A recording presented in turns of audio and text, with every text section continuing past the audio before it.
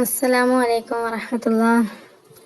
ഇന്നത്തെ നമ്മളെ വീഡിയോയിൽ പറയാൻ ഉദ്ദേശിക്കുന്ന കാര്യം മറ്റൊരാളുടെ മനസ്സ് കവരാൻ വേണ്ടിയിട്ട് ആരുടെങ്കിലും മനസ്സിൽ നമ്മളോട് സ്നേഹം ഉണ്ടാവാൻ, അവർ നമുക്കെതിരെ തിരിയാതിരിക്കാൻ, അവരുടെ ഹൃദയത്തിൽ നമ്മെക്കുറിച്ച് അലിവും അനുകമ്പയും കാരുണ്യമൊക്കെ ഉണ്ടാവാൻ, അവരുടെ സ്നേഹം നമ്മൾ നേടിയെടുക്കാൻ, ഇതിനൊക്കെ കൂടി വേണ്ടിയിട്ടുള്ള ഒരു വീഡിയോ ആയിട്ടാണ് ഇന്ന് വന്നിട്ടുള്ളത്.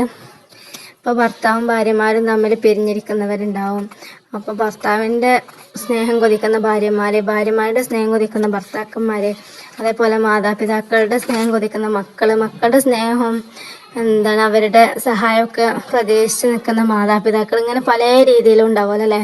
അതേപോലെ നമ്മൾ ജോലി ചെയ്യുന്ന അവിടുന്ന് നമ്മളെ ഉയർന്ന ജോലിക്കാർ, അവർ നമ്മൾ വേറെ രീതി കാണുമ്പോൾ അവരുടെ സ്നേഹം അനുകമ്പൊക്കെ കിട്ടാൻ വേണ്ടിയിട്ട് അങ്ങനെ പല രീതിക്കും ഉണ്ടാവുമല്ലോ. പല ആൾക്കാർ പല രീതിക്കും നമ്മൾ സ്നേഹം കിട്ടണമെന്ന് ആഗ്രഹിക്കുന്നുണ്ടാവുമല്ലോ അല്ലേ. അപ്പോൾ അതിന് വേണ്ടിയിട്ടുള്ള ഒരു വിദ്യയുണ്ടെന്ന് ഞാൻ പറയുന്നത്.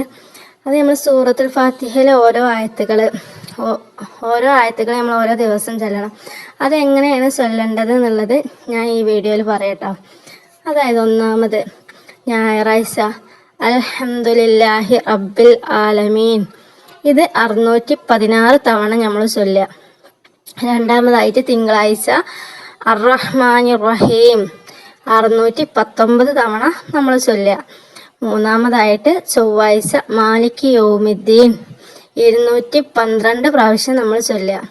നാലാമതായിട്ട് ബുധനാഴ്ച ഇയ്യാക നഅ്ബുദു വ ഇയ്യാക നസ്തഈൻ 856 പ്രാവശ്യം നമ്മൾ ഓതുക. വ്യാഴം ഇഹ്ദിനസ് സിറാത്തൽ മുസ്തഖീം, ഇത് 1073 തവണ നമ്മൾ ചൊല്ലുക.